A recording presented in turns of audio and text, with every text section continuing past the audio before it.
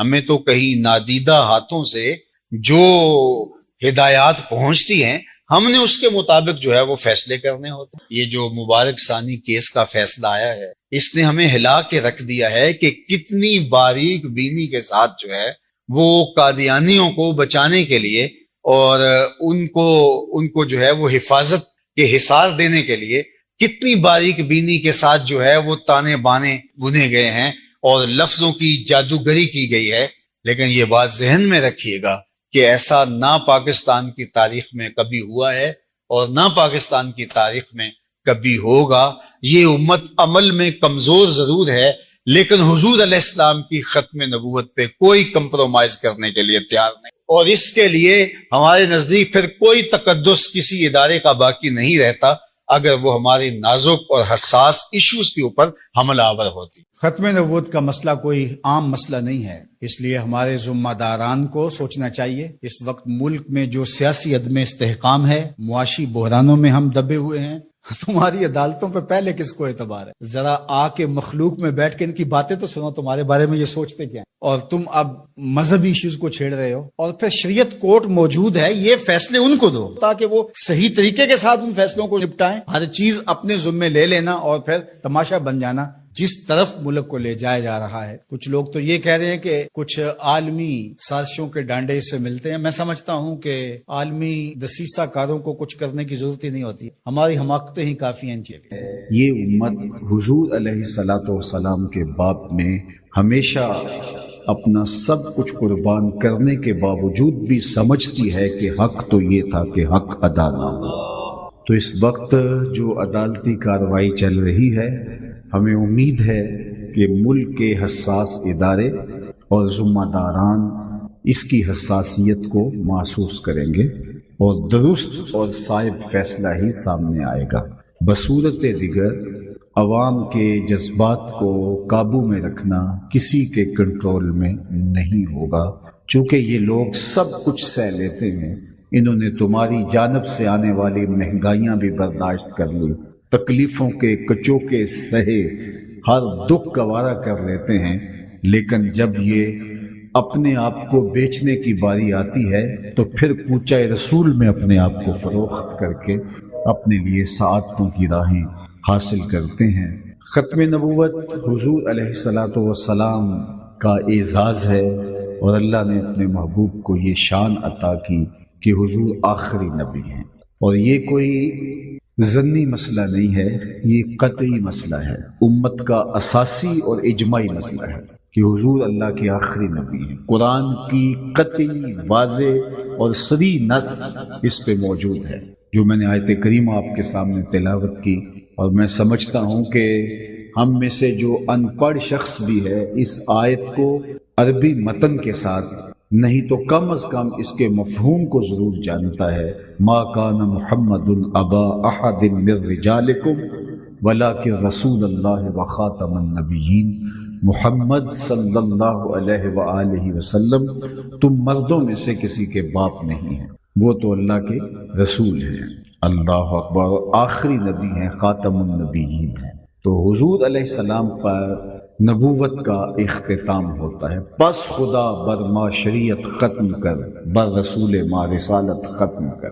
اب کوئی رسول اور کوئی پیغمبر آنے والا نہیں ہے، اور اللہ کے محبوب علیہ السلام نے بڑے واضح اور دو ٹوک الفاظ میں ارشاد فرمایا۔ اگر اس آیت کریمہ کی تشریح آپ نے سنی ہو تو معصوم تشریح ہے جو حضور کی زبان سے ادا ہوئی، انا خاتم النبیین لا نبی بعدی، میں آخری نبی ہوں، میرے بعد کوئی نبی نہیں ہوگا۔ لا نبی بعدی، لا نفی جنس کا ہے، تو کسی قسم کا بروزی، ذلی یا کوئی بھی اس کی صورت اور کوئی بھی اس کی شکل کوئی نکالنا چاہے تو اس کی مطلق نفی کر دی گئی کہ میرے بعد باب نبوت بند کر دیا گیا، اب نہ کوئی رسول آئے گا، نہ کوئی پیغمبر آئے گا، نہ کوئی نبی آئے گا۔ تو اللہ نے اتمام دین کر دیا، اللہ نے اتمام توحید کر دیا۔ انبیاء و مرسلین کے سلسلے کی آخری کڑی حضور علیہ الصلوۃ والسلام کی ذات ستودہ صفات ہے، اور حضور نے اپنے مبارک اسما میں سے ایک اسم عاقب بتایا، اور پھر اس کی تشریح بھی خود ہی فرمائی۔ عاقب وہ ہوتا ہے جس کے بعد کوئی نبی نہیں ہوتا۔ تو اللہ تعالیٰ نے آخری نبی حضور علیہ السلام کو بنا کر کے یہ دروازہ بند کر دیا۔ فَبِأَيِّ حَدِيثٍ بَعْدَهُ يُؤْمِنُونَ، قرآن کے بعد اب تم کس چیز کا انتظار کر رہے ہو؟ قرآن مجید کو اللہ تعالیٰ نے اپنی حفاظتوں کا حصار عطا کیا۔ آپ جانتے ہیں کہ تورات ہو، زبور ہو، انجیل ہو، صحف ابراہیم ہوں، صحف موسیٰ ہوں، یا باقی پیغمبروں پر اترنے والے صحیفے ہوں، 104 صحیفے اور کتابیں نازل ہوئی ہیں، لیکن 103 کتابیں اور صحیفے جو ہیں ان کی حفاظت اللہ نے اپنے ذمہ کرم پہ نہیں لی۔ تورات میں، زبور میں، انجیل میں لوگوں نے تحریف کی، اور یہ کتابیں آج بھی موجود ہیں، اگر کسی شکل میں اپنی اصلی زبان کے علاوہ بھی تو محرف ہے۔ اسی طرح 100 صحیفہ جو مختلف پیغمبروں پہ نازل ہوا ان میں بھی تحریف راہ پا گئی۔ ایک کتاب قرآن مجید ہے جس میں تحریف راہ نہیں پا سکتی، اس کے زیر اور زبر کو بھی نہیں بدلا جا سکتا۔ اس کی حفاظت اللہ نے اپنے ذمہ کرم پہ لی ہے۔ ایک پروگرام ہے XT، تو اس میں آپ کوئی عربی عبارت ڈالیں تو اگر اس کا کوئی اعراب غلط ہوگا، ترکیب غلط ہوگی، تو وہ پروگرام آپ کو بتا دے گا کہ یہاں غلطی آ رہی ہے۔ اور جب یہ باقاعدہ ترتیب دیا گیا اور ماہرین نے اس کے اندر نحوی اور صرفی طور پہ ہر طرح سے محنت کر کے جو ہے وہ اس کو مرتب کیا، اور انہوں نے پھر اس کے اندر قرآن مجید کو ڈال کر کے بٹن دبایا کہ دیکھیں کیا رزلٹ آتا ہے، لیکن جو غلطیوں کا باب تھا اس میں 0 ہی آیا۔ ان کے اس پروگرام کے اندر بھی قرآن مجید کے کوئی غلطی تلاش کرنا ان کے لیے ممکن نہیں ہے، اس لیے کہ یہ سچائیوں پر مشتمل کتاب ہے۔ اللہ نے اس کتاب کی حفاظت اپنے ذمہ کرم پہ لی۔ اللہ نے قرآن مجید کی حفاظت اپنے ذمہ کرم پہ کیوں لی جبکہ باقی کتابیں بھی منزل من اللہ ہیں؟ تورات بھی، زبور بھی، انجیل بھی، اور صحف جو انبیاء علیہ السلام پہ نازل ہوئے۔ تو اس کا سادہ جواب یہی ہے کہ باقی کتابوں میں اگر تحریف راہ پا جاتی ہے کوئی بات نہیں، دوسری کتاب آنے والی ہے، انسانی رشد و ہدایت کی ضرورت کو وہ نئی کتاب پوری کرے گی۔ ایک صحیفے کے اندر اگر کوئی تحریف راہ پا جاتی ہے، لوگ قط و برید کر لیتے ہیں، تو کوئی بات نہیں، نیا صحیفہ آنے والا ہے، اترنے والا ہے، جو انسانی ہدایت اور انسانی رہنمائی کا فریضہ انجام دے گا اور ضرورت کو پورا کرے گا۔ لیکن قرآن مجید کی حفاظت اللہ نے اپنے ذمہ کرم پہ لی، اس لیے کہ اگر اس چشمہ نور کے اندر بھی کوئی امکان غلطی کا موجود ہو تو اس کے بعد تو کوئی کتاب ہی نہیں ہے جو اترنے والی ہے، تو پھر انسانوں کے لیے تو ہدایت کا چشمہ ہی سوکھ جائے گا۔ اس لیے قرآن مجید کا محفوظ ہونا اور اللہ نے اس کی حفاظت کا جو ذمہ اپنے کرم پہ لیا ہے، یہ اس بات کی دلیل ہے کہ قرآن کے بعد کوئی کتاب اترنے والی ہے ہی نہیں۔ یہ آخری صحیفہ اور آخری کتاب ہے۔ اور اسی سے جڑی ہوئی دوسری بات عرض کرنا چاہوں گا کہ انبیاء علیہ السلام میں سے کتنے پیغمبر تھے جنہیں شہید کیا گیا؟ بنی اسرائیل نے اپنے ہاتھوں سے پیغمبروں کو شہید کیا۔ حضرت زکریا علیہ السلام کے سر پہ آرا رکھ کے پاؤں تک چیر دیے گئے۔ حضرت یحییٰ کا سر انور کاٹ کر کے تشتری میں سجا کے بادشاہ کے سامنے پیش کیا گیا، اور پیغمبروں کو بھی شہید کیا گیا۔ اللہ کے سچے رسول تھے، اللہ کے نمائندے تھے، اللہ کا پیغام لے کر آئے تھے، لیکن کوئی بات نہیں، اگر کوئی پیغمبر شہید کر دیا جاتا ہے تو اس کی جگہ اللہ کے پیغام کی تکمیل کے لیے، اتمام دین کے لیے، اتمام توحید کے لیے، پیغام حق کے ابلاغ کے لیے دوسرا پیغمبر اور نبی آنے والا ہے۔ لیکن حضور علیہ السلام کی حفاظت اللہ نے اپنے ذمہ کرم پہ لی۔ واللہ یعصمک من الناس، اے محبوب تیری حفاظت اللہ لوگوں سے خود فرمائے گا۔ حضور علیہ السلام خیمے میں تشریف فرما تھے جب یہ آیت کریمہ اتری، اور ایک صحابی تلوار سے حضور علیہ السلام کے خیمے کا پہرا دے رہا تھا، تو آقا کریم نے سر انور خیمے سے باہر نکالا اور اس پہرا دینے والے کو کہا کہ تم واپس چلے جاؤ، میری حفاظت میرے رب نے اپنے ذمہ کرم پہ لے لی۔ حضور کا کوئی بال بھی بھیکا نہیں کر سکا، حفاظت فرمائی، حفاظتوں کا مضبوط حصار عطا کیا۔ باقی رسول پیغمبر بھی تو اللہ ہی کے تھے، اسی کے فرستادہ تھے، لوگوں نے ان کو شہید کر دیا، لیکن حضور علیہ السلام کی حفاظت اللہ نے اپنے ذمہ کرم پر کیوں لی؟ وہ اس لیے کہ اگر حضور علیہ السلام بھی شہید کر دیے جاتے تو اتمام دین کون کرتا؟ اس لیے کہ حضور کے بعد کوئی پیغمبر کوئی رسول آنے والا نہیں تھا۔ پھر اللہ نے اپنے محبوب علیہ السلام کو ہر طرح کی تکمیل کے لیے، چاہے وہ اخلاقیات ہوں، چاہے وہ اقدار ہوں، چاہے وہ شریعت ہو، چاہے وہ اتمام توحید ہو، ہر معاملے میں کامل اور مکمل بنایا اور جامع حضور کی ذات ستودہ صفات کو بنایا۔ جب حضور علیہ السلام کی جامعیت کبریٰ طے ہے تو پھر کسی رسول کی عقلاً، شرعاً اور کسی اعتبار سے بھی ضرورت باقی نہیں رہتی، اس لیے کہ اللہ نے اپنے محبوب کو اوصاف حمیدہ کا جامع بنا کر کے انسانی ہدایت کی جتنی بھی ضرورتیں تھیں وہ پوری کر دی۔ جب ہر نور اس چوکھٹ سے نصیب ہوتا ہے، ہر شے اس دہلیز سے نصیب ہوتی ہے، اور انسانی فطرت، انسانی طبع، اخلاقیات، اقدار سب کی تکمیل اس دہلیز سے ہوتی ہے۔ انما بعثت لأتمم مکارم الاخلاق، جب اخلاقیات کی تکمیل بھی اس دہلیز سے ہوتی ہے اور شرائع کی تکمیل بھی اسی دہلیز سے ہوتی ہے اور دین مکمل کر دیا گیا تو اب کسی بھی پیغمبر کی کوئی حاجت، کوئی ضرورت باقی نہیں رہتی۔ اور اللہ کے محبوب علیہ السلام نے فرمایا کہ میرے بعد کوئی نبی نہیں ہوگا، اور ایک موقع پہ یہ بھی فرمایا کہ میں آخری نبی ہوں اور تم آخری امت ہو، اور تم امتوں کے 70ویں عدد کو پورا کرنے والے ہو۔ 70 امتیں گزری ہیں اور اس میں آخری جو ہے وہ عدد ہے، اس کو پورا کرنے والے تم ہو، اور میں پیغمبروں کی تکمیل فرمانے والا ہوں۔ پس خدا بر ما شریعت ختم کر، بر رسول ما رسالت ختم کر۔ لیکن یہ بھی خبر ارشاد فرمائی کہ میرے بعد 30 دجال آئیں گے جو مدعی نبوت ہوں گے، اور ان میں سے ہر ایک یہ گمان کرے گا کہ میں نبی ہوں۔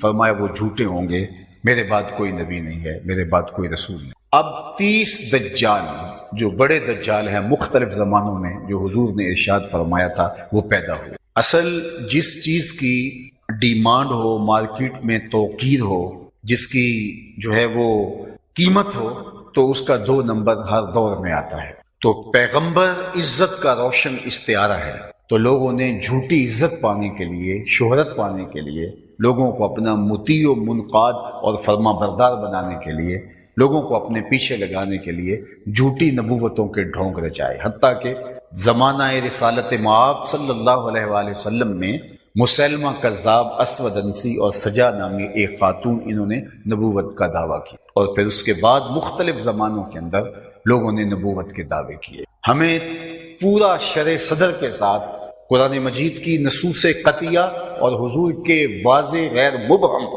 فرامین کی روشنی کے اندر ہمیں یقین ہے کہ کوئی نبی نہیں ہے۔ اسی لیے امام اعظم ابو حنیفہ علیہ رحمہ نے لکھا کہ اگر کوئی شخص ادعائے نبوت کرے تو اس سے کوئی دلیل بھی طلب نہیں کرنی چاہیے۔ دلیل تو تب کریں کہ اگر امکان موجود ہو، تو جب امکان ہی رد کر دیا گیا تو اس سے دلیل بھی طلب نہیں کرنی چاہیے، اس سے کوئی معجزہ بھی طلب نہیں کرنا چاہیے، کیونکہ معجزہ تو نبی کا ہوتا ہے۔ اس لیے اللہ جل شانہ نے اتمام دین کر دیا، اور حضور علیہ السلام اللہ کے آخری نبی۔ اب جو بات میں عرض کرنے لگا ہوں کہ 30 کذاب کا حضور علیہ السلام نے فرمایا کہ مختلف ادوار میں آئیں گے اور وہ گمان کریں گے ہم پیغمبر ہیں، ہم نبی ہیں، لیکن وہ جھوٹے ہوں گے، اور وہ مختلف ادوار کے اندر آتے رہے، اور ہر دور کے لوگوں نے اس معاملے کے اندر کبھی کسی کوتاہی کا ارتکاب نہیں کیا۔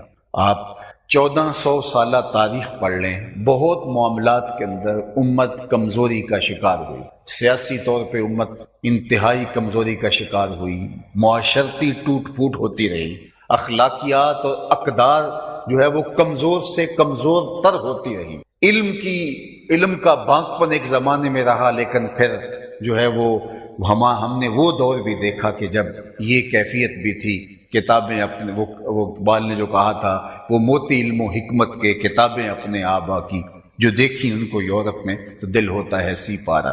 ہم ایک موقع تھا کہ ہم علم کی بلندیوں پہ فائز المرام تھے، جب شارلمان اس کے لارڈز ابھی دستخط کرنے کی مشق سے گزر رہے تھے، یورپ میں بیٹھ کے ہی اندلس میں ابن حزم کے قلم سے 1000 کتابیں نکل چکی تھی. یہ ہماری تاریخ ہے. جب پیرس کی گلیوں میں کیچڑ تھا، بغداد عروس البلاد کہلاتا تھا. جب یہ لوگ سواد آشنا بھی نہیں تھے، ہمارے منجم ستاروں پہ کمندیں ڈالتے تھے. ہماری تاریخ روشن، اور آج ہم دریوزہ گر ہو گئے ان کے.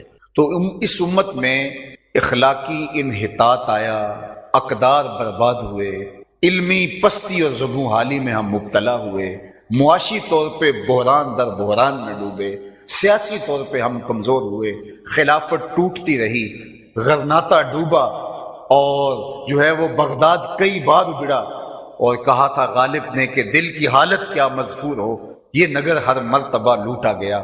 سکوت دہلی ہوا، کیا کچھ نہیں ہوا. 1857 کے اندر ہمارے ساتھ کیا کیا قیامتیں نہیں توڑی گئیں. لیکن یہ بات میں آپ کو بتاؤں، اور یہ بات تاریخ کے روشن حوالوں کے ساتھ آپ کے سامنے رکھ سکتا ہوں کہ امت بہت امور میں کمزور پڑ گئی اور بہت زیادہ ذوق میں مبتلا ہو گئی، لیکن یہ امت کسی دور کے اندر بھی عشق رسول میں کمزور نہیں ہوئی. اور ہمارے دشمنوں کا، ہمارے مخالفین کا اور اسلام کے ابدی دشمنوں کا یہ خیال ہے کہ ان سے یہ متاع زیست بھی چھین لی جائے، اور اگر ان کی یہ دولت چھین لی جائے تو پھر ان کو مٹانا مشکل نہیں ہوگا. وہ فاقہ کش جو موت سے ڈرتا نہیں، ذرا روح محمد اس کے بدن سے نکال. وہ کہتے ہیں ان کے بدن سے اس روح کو نکال لیا جائے. ویسے بنیادی طور پہ جو ہمارے دشمن ہیں وہ ہم سے 4 چیزیں چھیننا چاہتے ہیں، اور مختلف ادوار کے اندر انہوں نے اس پر محنت کی. ایک تو ہم سے جہاد چھیننا چاہتے ہیں، جو ذروۃ الاسلام ہے، اسلام کی چوٹی ہے. وہ چاہتے ہیں کہ یہ جہاد سے پیچھے ہٹ جائیں تو ہم ان کو برباد کر دیں گے، چونکہ جہاد وہ قوت ہے جو اس امت کو عروج اور بانک پن عطا کرتا ہے. جہاد سے ان کو محروم کر دیں اور جہاد سے ان کو وحشت ہونے لگ جائے. دوسرا جو ہمیں نقصان دینا چاہتے ہیں وہ قرآن سے ہمیں دور کرنا ہے، چونکہ یہ اس امت کی تھیوری ہے جو اس امت کی وحدت کی علامت ہے.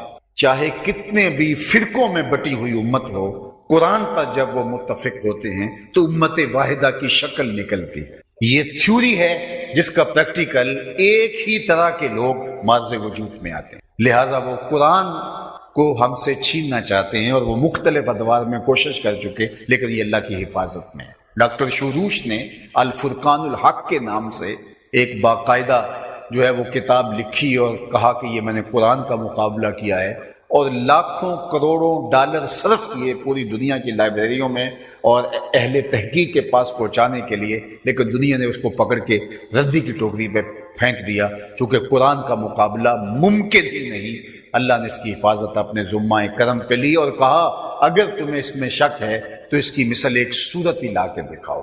اور وہ 40 رکوعات پر مشتمل سورہ بقرہ کے سائز کی سورت کا مطالبہ نہیں، سورۃ الکوثر کے سائز کی 3 آیات پر مشتمل ایک سورت ہی لا کے دکھاؤ. حضرت امام جلال الدین سیوطی علیہ رحمہ فرماتے ہیں اگر قرآن کی مثل لایا جانا ممکن ہوتا تو بدر اور احد کی لڑائیاں نہ ہوتی. بدر میں آئے، احد میں آئے، مقاتلے ہوئے، سر کٹوائے، اور کیا کچھ ہوا. کہا آسان سا کام تھا، اور یہ کن سے کہا گیا؟ جو شاعر تھے، جو ادیب تھے، جو بڑے زبان دان تھے، جن کو اپنی زبان دانی پہ ناز تھا، جو کہتے تھے ہم عرب ہیں، دنیا عجم ہے، گونگی ہے، بات کرنے کا ڈھب ہمیں آتا ہے، گفتگو کرنے کا سلیقہ ہمیں آتا ہے، جو بات کرنے کا اسلوب جانتے تھے، اپنے آپ کو فصیح اور بلیغ کہتے تھے، ان سے مطالبہ کیا گیا. اور یہ چیلنج آج بھی قرآن کا آج بھی موجود ہے، اسی طرح موجود ہے دنیا کے اوپر. آج بھی عرب زبان دان موجود ہیں جو عیسائی ہیں، جو یہودی ہیں. فلسطین کے اندر یہودی عربی نسل موجود ہیں. بیروت کے اندر، خود بغداد اور باقی عراق اور شام اور دیگر بلاد عرب کے اندر کتنے لوگ ہیں جو شاعر ہیں، ادیب ہیں، مختلف اخبارات کے ایڈیٹر ہیں، اور وہ جو ہے وہ پشت در پشت عیسائی یا یہودی چلے آ رہے ہیں، اور وہ زبان دانی کے دعوے رکھتے ہیں. تو قرآن کے اس چیلنج کو آج قبول کر لیں، آج کی تاریخ میں، اور 3 آیات پر مشتمل ایک سورت لے آئیں. لیکن اس زمانے میں بھی نہیں لا سکے، جنگوں کے لیے آ گئے لیکن قرآن کا مقابلہ نہیں لا سکے. اور آج بھی دنیا کے دانشور اور دنیا کے ادیب، شاعر اور نثر نگار آج بھی 3 آیتوں پر مشتمل ایک سورت بھی لانے سے قاصر ہیں۔ یہ قرآن کا اعجاز ہے، یہ قرآن کا معجزہ ہے جو سر چڑھ کے بول رہا ہے تیرے آگے یوں ہیں دبے لچے فصحا عرب کے بڑے بڑے، کوئی جانے کے منہ میں زبان نہیں بلکہ جسم میں جان۔ یہ اسلام کی صداقت کا منہ بولتا ہوا ثبوت ہے۔ یہ ڈاکٹر شروش نے جو لکھا، لوگوں نے ردی کی ٹوکری پہ ڈال دیا، اوقات اس کی کیا ہے۔ قرآن اپنی تمام تر شان کے ساتھ آج بھی وہ دعویٰ بار بار دہرا رہا ہے کہ آؤ اس کی مثل ایک سورت یہ لے آؤ، لیکن نہیں لا سکے۔ یہ قرآن کی صداقت ہے۔ تو ان کی کوشش ہے کسی طرح سے جو ہے وہ قرآن کو لوگوں سے نکال دیا جائے، لوگوں سے دور کر دیا جائے، لیکن اللہ نے اس کی حفاظت اپنے ذمے پہ لی۔ اور یہ بات ذہن میں رکھیے گا کہ اس کی ظاہری حفاظت کا جو انتظام ہے وہ حفاظ کی شکل میں اللہ نے رکھا، اور لوگوں کے دل میں اللہ ڈالتا ہے کہ اپنے بیٹے کو حفظ کرواؤ۔ آج کی تاریخ میں بظاہر حفاظ کی وہ اس معاشرے کے اندر قدردانی لوگ نہیں بھی کرتے، لیکن اس کے باوجود عمرا ہو، غربا ہوں، پڑھے لکھے خاندان ہوں یا غریب اور ان پڑھ لوگ ہوں، وہ یہ سعادت اپنے لیے باعث خوش بختی سمجھتے ہیں کہ ان کا بیٹا حافظ قرآن بن جائے۔ اور آج کی تاریخ میں یہ امت کے عروج کا دور نہیں ہے، یہ امت کے بانکپن کا زمانہ نہیں ہے، یہ زوال کا دور ہے جس دور سے ہم گزر رہے ہیں۔ معاشی بحرانوں میں مبتلا ہیں، سیاسی طور پہ 56-57 اسلامی ملک ہیں، ہماری 2 ٹکے کی ویلیو نہیں ہے، اور اس کی صورت گری ہم اپنی آنکھوں سے جو ہے وہ دیکھتے ہیں کہ ایک نقطے کے برابر اسرائیل ہے، اور وہ عربوں کے اندر جو حال امت کا کر رہا ہے، اور کوئی توانا آواز بھی اس کے سامنے جو ہے وہ اٹھانے کے لیے آمادہ نہیں ہے، اتنے کمزور ہیں۔ تو اس زوال کے دور کے اندر اگر میں اس مجلس سے ڈھونڈوں تو مجھے سینکڑوں حفاظ مل جائیں گے۔ کچھ عرصہ قبل ہم نے ایک پروگرام بنایا کہ جو حافظ ہیں ان کو اچھے لہجوں میں پڑھنا سکھائیں، تو میں نے اپنے دوستوں کو کہا کہ ان طلباء میں تلاش کرو اور فہرست مجھے بنا کے دو کہ کتنے حافظ ہیں۔ تو انہوں نے مجھے فہرست بنا کے دی کہ 450 پونے 500 کے قریب ان بچوں کے اندر حافظ ہیں، جو صرف ایک ادارے کے اندر بچے پڑھ رہے ہیں، ان میں 500 کے قریب، پونے 500 کے قریب حفاظ موجود۔ تو گلی گلی حافظ پائے جاتے ہیں۔ ماہ سیام آتا ہے تو کچھ حافظ ایسے ہوتے ہیں جن کو تراویح کے لیے جگہ نہیں مل پاتی، اتنے حافظ ہیں۔ اور یہ کس زمانے کی بات کر رہے ہیں؟ جب امت زوال کے دور سے گزر رہی ہے، اور جب امت کا بانکپن ہوتا ہوگا تو پھر کیا کیفیت ہوتی۔ امام محمد بن حسن الشیبانی جب درس حدیث دینے بیٹھتے تو تذکرہ نگار لکھتے ہیں کہ جو لوگ آپ کی زبان سے حضور کے فرامین سن کے اس کو باقاعدہ نوٹ کرتے تھے، دیکھیے اتنے لوگ بیٹھے ہیں، کوئی 10-20 لوگ ہوں گے جو ریکارڈ کر رہے ہوں گے، باقی سارے سنیں گے اور تشریف لے جائیں گے، اور جو حافظے میں محفوظ رہا وہ محفوظ رکھ لیں گے۔ ہر دور میں ایسا ہوتا ہے۔ تو اس دور کے اندر بھی سننے کے لیے بہت سارے لوگ آتے، لیکن کچھ لوگ کہتے کہ ہم ضبط تحریر میں بھی لے آئیں۔ تو جو تحریر کرنا چاہتے تھے ان کی ضرورت کے لیے ایک ایک مجمع میں 4-4 ہزار دواتیں رکھی جاتی ہیں کہ وہ حدیث کو نوٹ کر لیں۔ تو بتاؤ یہ امت کا۔ ملا علی قاری نے نزہۃ الخاطر الفاطر فی مناقب شیخ عبد القادر میں لکھا کہ حضرت شیخ عبد القادر الجیلانی علیہ رحمہ و رضوان جب درس حدیث دینے بیٹھتے، درس قرآن دینے بیٹھتے، واعظ کرتے، تو آپ کے مجمع میں آپ کے سامنے 70 ہزار لوگوں کا مجمع ہوتا۔ اللہ اکبر۔ تو قرآن کی حفاظت اللہ کے ذمہ کرم پہ ہے، لیکن دشمن نے ہمیشہ چاہا کس طرح سے قرآن کو ان کی زندگیوں سے نکال دیا جائے۔ تیسری جو چیز جس چیز سے ڈرتے ہیں وہ جہاد سے اور وہ حج سے ڈرتے ہیں۔ وہ کہتے ہیں کہ حج امت کی وحدت کا نظم ہے، اور حج سے امت کو کھڑا کیا جا سکتا ہے، لہذا کس طریقے سے حج یا تو ختم ہو جائے یا اپنی روح کے ساتھ حج موجود نہ رہے۔ اس امت کو اللہ تعالیٰ نے جو نظم عطا کیا ہے، محلے کی سطح پہ 5 وقت نماز کے لیے ہم لوگ جمع ہوتے ہیں، علاقے کی سطح پہ ہم لوگ 8 دن کے بعد اجتماع جمعہ میں جمع ہوتے ہیں اور دین سیکھتے ہیں، شہر کی سطح پہ ہم سال میں 2 عیدین کے اجتماع میں جمع ہوتے ہیں، اور عالمی سطح پہ ہمیں حج کا اجتماع دیا۔ تو گلی سے لے کر کے عالمی سطح پہ یہ ایک مربوط نظم ہے اس امت کا، اور جس کا سب سے بڑا مظاہرہ حج ہے۔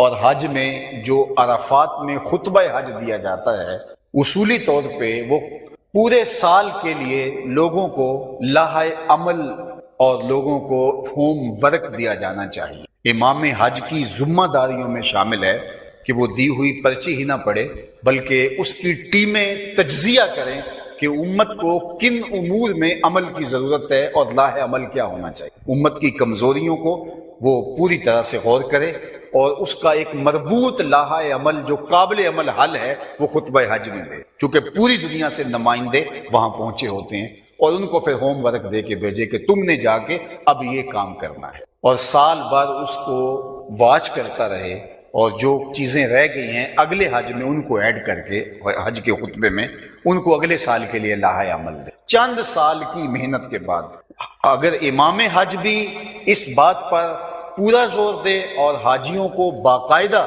یہ ہوم ورک ملے اور واپس آ کر کے اپنے اپنے علاقوں میں وہ کام کرے تو امت کے اندر وحدت بھی پیدا ہو اور امت مشکلات سے نکلنے کا راستہ بھی تلاش لے۔ لیکن بدقسمتی سے ایسا نہیں ہے۔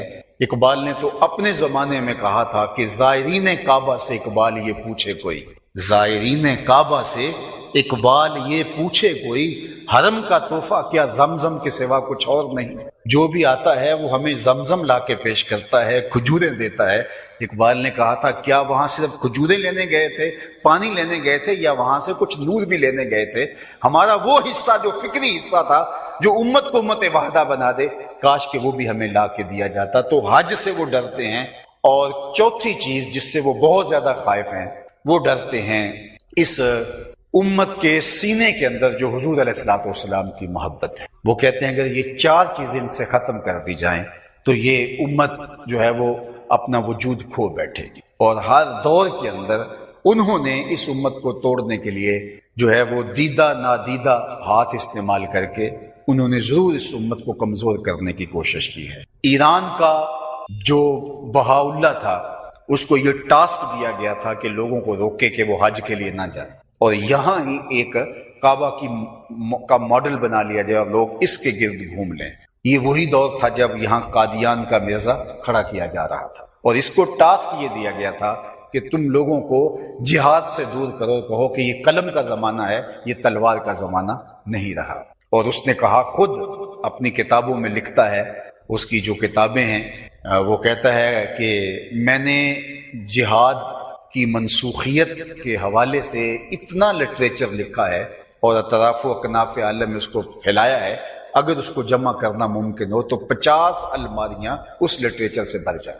تو پوری دنیا کے اوپر اس نے یہ کام کیا، بالخصوص بر صغیر پاک و ہند میں، چونکہ یہاں ہندوستان کے اندر انگریزوں نے حکومت لی تھی مسلمانوں سے، اور انہیں ڈر لگتا بھی مسلمانوں سے تھا، چونکہ ہندو تو ان کے بغی خواہ تھے، وہ تو پہلے بھی مسلمانوں کی غلامی میں تھے، اب اس کی غلامی میں چلے گئے، تو انہیں ڈر لگتا تھا تو مسلمانوں سے۔ فروغ آدم خاکی سے انجم سین میں جاتے ہیں کہ یہ ٹوٹا ہوا تارا مہ کامل نہ بن جائے، اس لیے ان کو تقسیم کرنا تھا، اور ان کو جو ہے ان کے وحدت کو پارا پارا کرنا تھا، ان کے اندر فرقے بنانے تھے، ان کے اندر گروہ بندی کرنی تھی، ان کو آپس میں لڑانا تھا، ان کو نظری مسائل کے اندر الجھانا تھا، اور ان سے جہاد کے جذبے کو جو ہے وہ ماند کرنا تھا۔ اس لیے کہ 1857 کی جنگ آزادی میں انگریز اپنی آنکھوں سے منظر دیکھ چکا تھا کہ ممبر و محراب سے علماء کو اٹھا کے لایا گیا اور توپوں کے دھانوں پر باندھ کر کے فائر کیے گئے،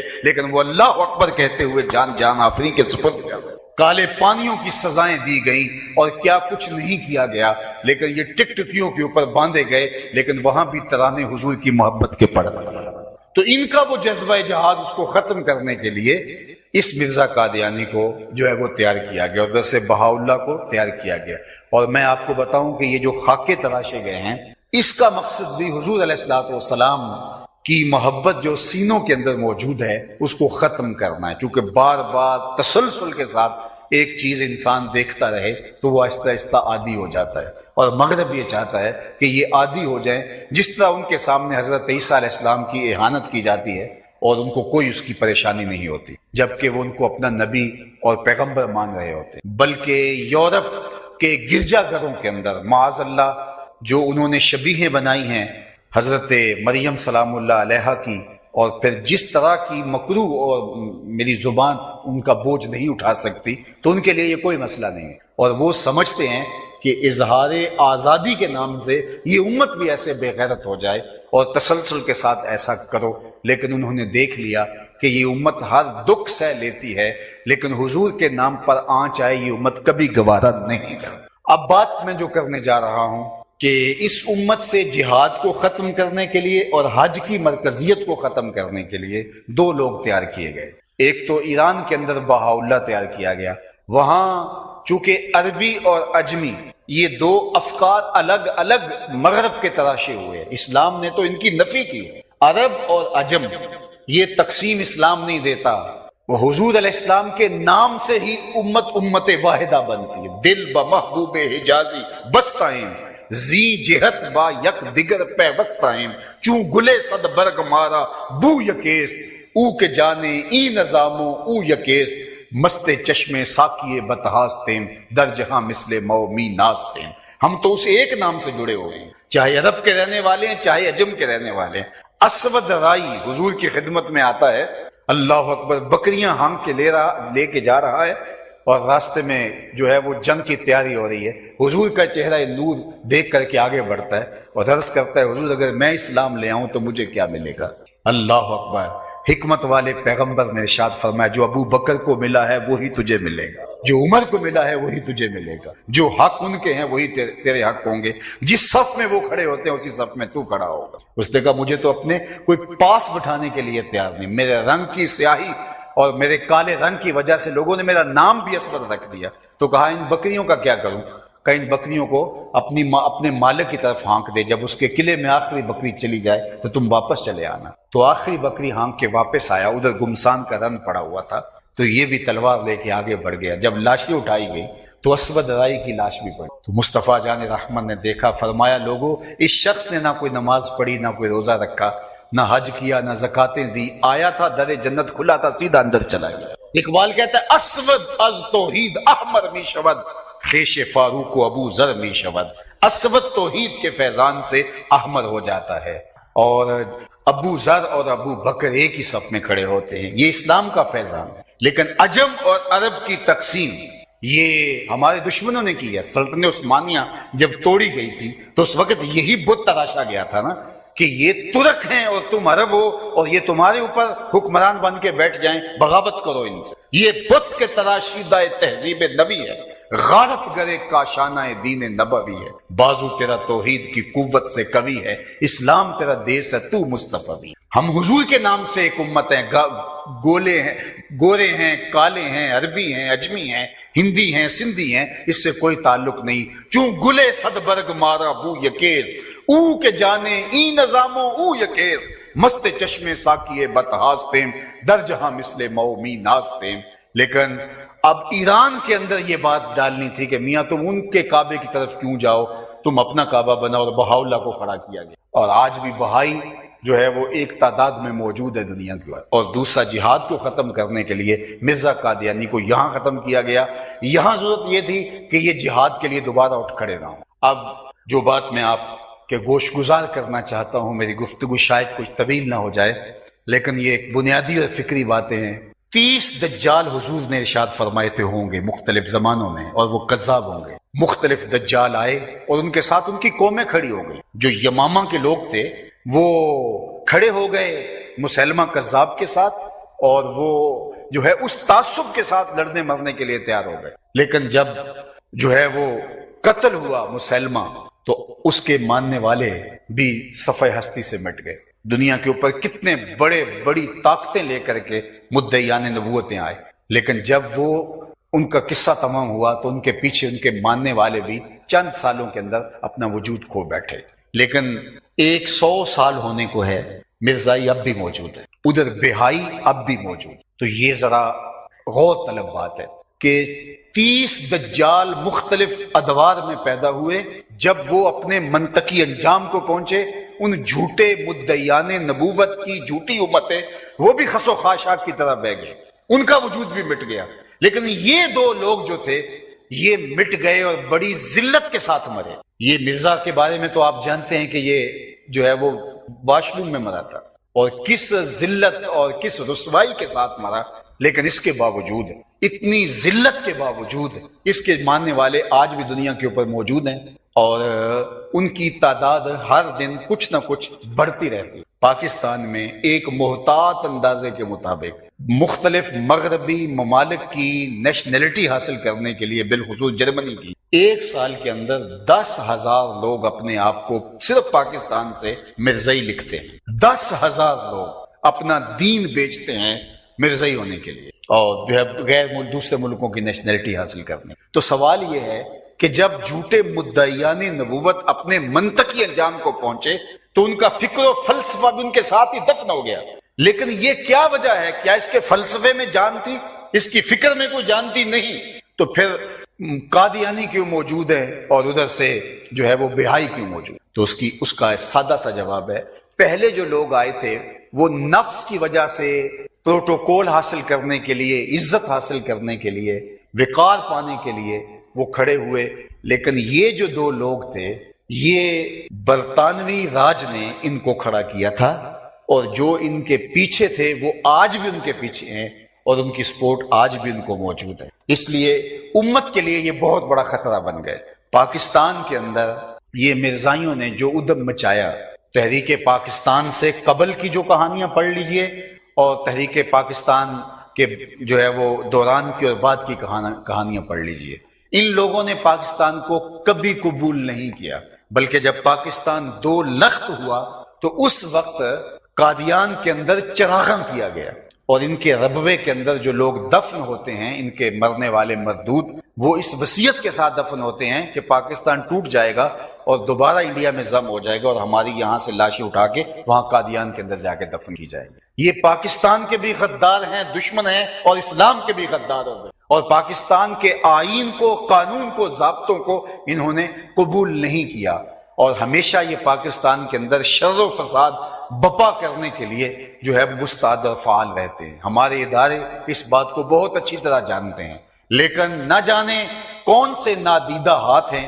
جن کی وجہ سے یہ لوگ مجبور ہو جاتے ہیں۔ کسی نے تو کہا تھا کہ اگر 2 موریا پل کے پاس 2 ٹانگیں بھی آپس میں ٹکرا جائیں تو اگر آپ تحقیق کریں تو پیچھے مرزائی ہوں گے۔ تو ملک کے اندر جو شر و فساد پیدا ہوتا ہے اس کے پیچھے کوئی کسی نہ کسی مرزائی کا ہاتھ ہوتا ہے، اور یہ کبھی نہیں چاہتے کہ پاکستان پنپے، پاکستان نشو و نما پائے، اس کو جو ہے وہ معاشی طور پہ طاقت ملے، اس کی معاشرت اچھی ہو اور یہ ملک جو ہے وہ آگے جائے۔ ہمیشہ پاکستان کی جو ہے وہ جڑوں کو کاٹنے کے اندر مصروف عمل رہتے ہیں، اور ہر جو ہے وہ چند ماہ کے بعد آپ کوئی نئی شرارت دیکھتے ہیں اور سامنے آتی ہے۔ تو چونکہ ان کے پیچھے ان کے وہ آقا جنہوں نے ان کو کھڑا کیا تھا وہ موجود ہیں، باقی جھوٹے مدعیان کے فلسفے ان کے ساتھ دفن ہو گئے، لیکن ان کا جھوٹا پلندہ اور جھوٹا فلسفہ آج بھی اس لیے موجود ہے کہ پیچھے ان کو میدان میں اتارنے والے موجود ہیں۔ تو جب پورا کفر قادیانیوں کو اس امت میں رخنہ اندازی کے لیے جو ہے وہ سپورٹ کر رہا ہے، تو پھر امت کی بھی ذمہ داریاں فضول تر ہو جاتی ہیں کہ وہ قادیانیت کے لیے جو اس کی مخالفت کے لیے اور قادیانیت کی جو ہے وہ بربادی کے لیے اور ختم نبوت کے لیے بھرپور جد و جہد اور کوشش کریں۔ میں مبارکباد دیتا ہوں اہالیان تلا گنگ کو بالعموم اور اس ادارے کو بالخصوص کہ آپ ہر سال جس شوق سے اور جس قوت کے ساتھ، جو کہ یہ جو جمعیت افراد ہوتی ہے، افراد کی جو قوت ہوتی ہے، اس کا بہت بہت اثر پڑتا ہے، تو یہ قوت کے ساتھ جس طرح شوق کے اندر اور محبت کی فراوانی میں بڑی بڑی کانفرنس ہر سال یہاں ہوتی ہیں، تو یقیناً یہ اپنی نسل کو بچانے کی ضمانت ہے، چونکہ وہ دسیسہ کار اتنے جال رکھتے ہیں کہ کسی کو کسی جال میں پھانس لیتے ہیں، کسی کو کسی جال میں پھانس لیتے ہیں، اور انسانی کمزوریوں کا بھرپور فائدہ حاصل کرتے ہیں۔ تو میں مبارکباد بھی دیتا ہوں اور بارگاہ اسنی میں دعا بھی کرتا ہوں کہ اللہ تعالیٰ میرے وطن کو ان شریروں کے فتنے سے محفوظ فرمائے، اور اللہ تعالیٰ اس وقت ملک کے اندر جو عدالت میں چل رہا ہے، اللہ تعالیٰ اس منصب کے اوپر بیٹھے ہوئے لوگوں کو، ان کے ذہن کو، دل کو کشادہ کرے، اور وہ ان کے پیچھے جو شریر ہیں ان کی شر کو سمجھیں اور اس ملک کو کسی فتنے کی آگ میں جو ہے وہ ڈالنے سے باز رہیں، اور اس ملک کو حضور علیہ الصلوۃ والسلام کے نام پہ بننا